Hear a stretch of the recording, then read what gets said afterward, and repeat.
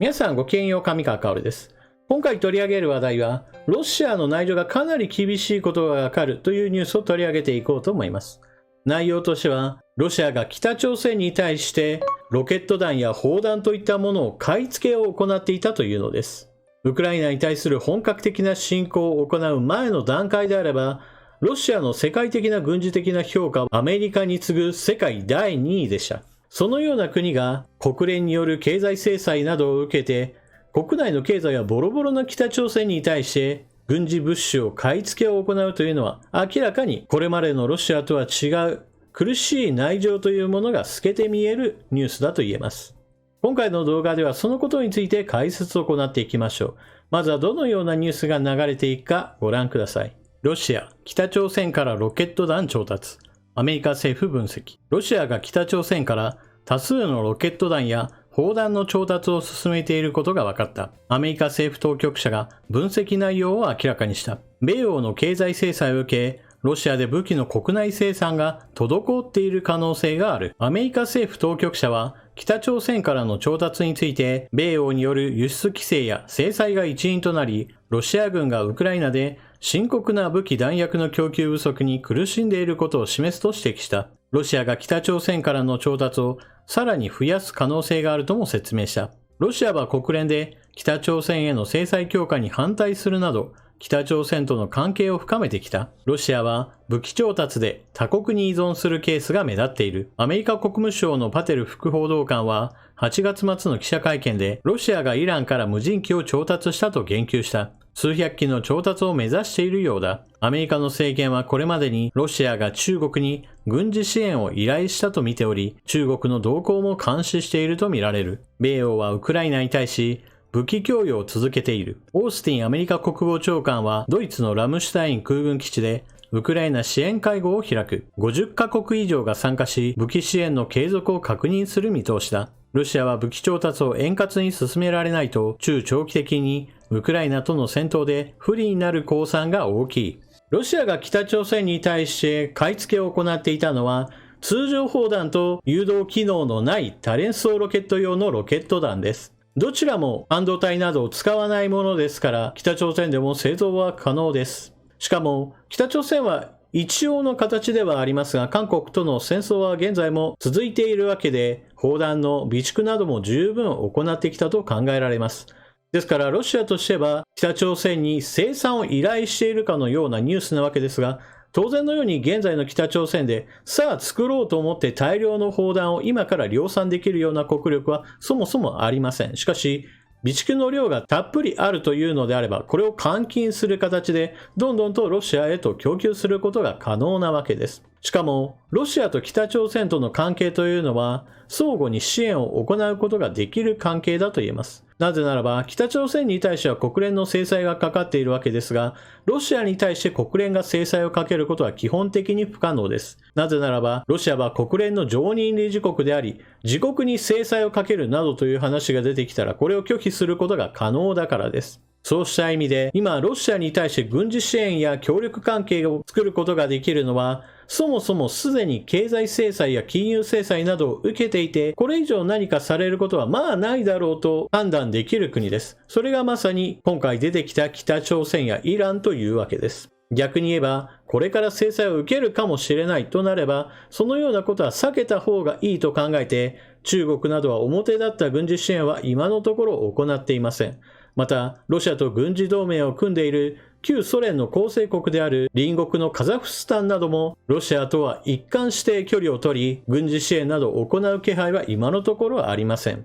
ですから、ロシアにしてみれば、北朝鮮から砲弾を買うというのは、彼らにとっては一つ合理的な判断だったかもしれないというわけです。国連の制裁違反を行うような貿易を拡大したとしても、自国に降りかかっている火の粉がもはやほとんどないと考えるのであれば、特にこれを気にしないというわけです。少なくともロシアによるウクライナ侵略というのに関して言っても、中東や東南アジア、中南米、アフリカ大陸諸国というのは、ロシアに対して別に制裁などをかけているわけではありません。ですから北朝鮮との貿易を活発化させたとしても、これらの国が今回の件をもって新たにロシアに対する制裁をかけるとはとても考えられないからです。このあたりの国際情勢というのは残念ながら何が正しいか悪いかではなく、それぞれの国が自国の利益を優先して行うものであり、ロシアが北朝鮮との関係を深めたとしても、これを咎める国が増えないというのも一つの現実だと言えます。しかし、ロシアが北朝鮮に頼ったとしても、北朝鮮は頼りがいのある国ではありません。これまで韓国との戦争を前提として砲弾の備蓄をいくら進めていたとしても、そもそも今から生産できる量というのが限られる上に、そもそも備蓄するその量といっても当然のように限界があるでしょう。ですから、ロシアとしてはどんどんと砲弾を送ってほしいと、いくらお金を積んだところで、北朝鮮が吐き出せる量というのはそれほど大きなものとは思えません。さらに言えば、今回のニュースでも明らかのように、北朝鮮に頼るということは、北朝鮮に頼らなければならないロシアの国内事情があるということは明白になったわけです。記事においては、経済制裁や金融制裁の影響もあって、生産活動に支障が出たために、こうした砲弾を作ることがロシア国内で滞っているのではないかといった話になっているわけですが、砲弾というのは別に半導体を使って作るものではありませんから、私はそこまで大きな影響は出ていないのではないかと思っています。ということは、そもそもロシア軍が1日で使用する量、そして生産する量、そして在庫の量、これらの要素を考えた場合において、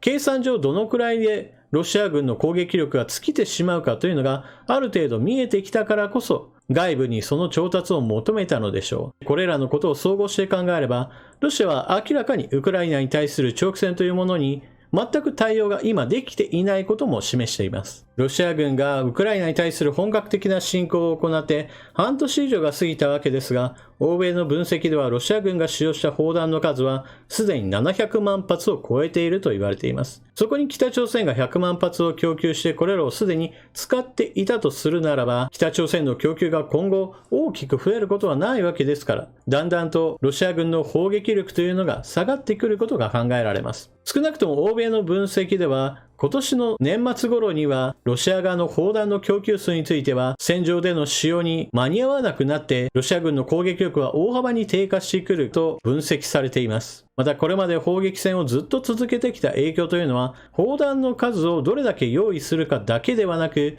交換用の方針をどれだけ揃えられるかといった問題も生み出しています。一度作った榴弾砲というのはそれぞれの方針で何発撃てるかという方針寿命があります。砲撃を繰り返せば繰り返すほど交換時期を迎えてどんどんと変えていかなければなりません。これもまた工業力が必要な話で、砲弾を作る、方針を作る、そうしたこともどんどんと行わなければなりません。これらなども追いつかなくなってくれば、いつ暴発するかわからない方針を使い続けることとなり、ロシア軍の攻撃はすでにピークを過ぎ去ったかもしれないというわけです。もちろんロシア軍の砲弾の供給や交換用の方針が全くゼロになるわけではありませんから、ロシア軍の戦闘力もまたゼロになるわけではありません。しかし、砲撃戦において明らかにこれまではウクライナ軍の方が数としては全体として低く、そのために偵察衛星やドローンの観察、そしてパルチザンからの通報などをもとにして効率的な反撃を行うことで何とか対抗してきたのです。その砲撃戦の様相がそもそもロシア側の方が弾薬が尽きることによって力を失うというのであれば、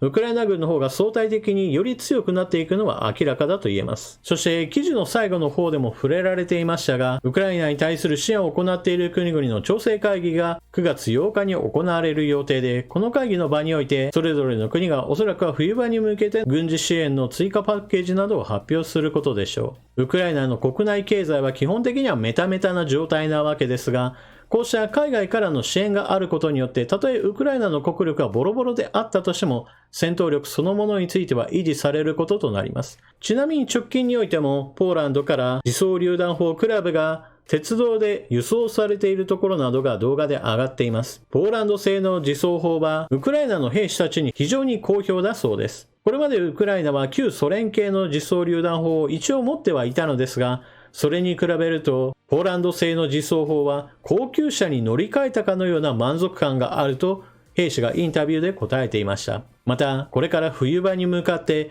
だんだんと地上兵力というものが使いづらくなってくる時期です。そうした意味でも航空戦力が求められるわけですが、ウクライナに対して戦闘機供与を進めようとしている国でも動きが起こっています。スロバキアが8月末でミグ29の退役を正式に行い、現在は地上で整備を行っています。スロバキアは F16 へと更新する予定で、F16 が届くまでの間は隣国などからの応援もあって防空体制を維持するようです。そしてミグ29はこの後中古品としてウクライナへと売却手続きが進められるとのことで、冬場に向かって戦闘機を確保することができれば、ウクライナ軍としては非常に心強い航空戦力となるでしょう。また、ウクライナを支えている国の一つ、イギリスでも大きな動きがありました。ジョンソン首相から次の首相が誰になるかというのが注目されていたわけですが、中国やロシアに対して厳しい態度を取るであろうトラス氏が新首相に決まりました。イギリスはアメリカ EU と並んでウクライナを支える大きな柱ですから、新しい政権になってもウクライナに対する軍事支援は今後も継続されることでしょう。現在はウクライナ軍による秋季攻勢の真っ只中なわけですが、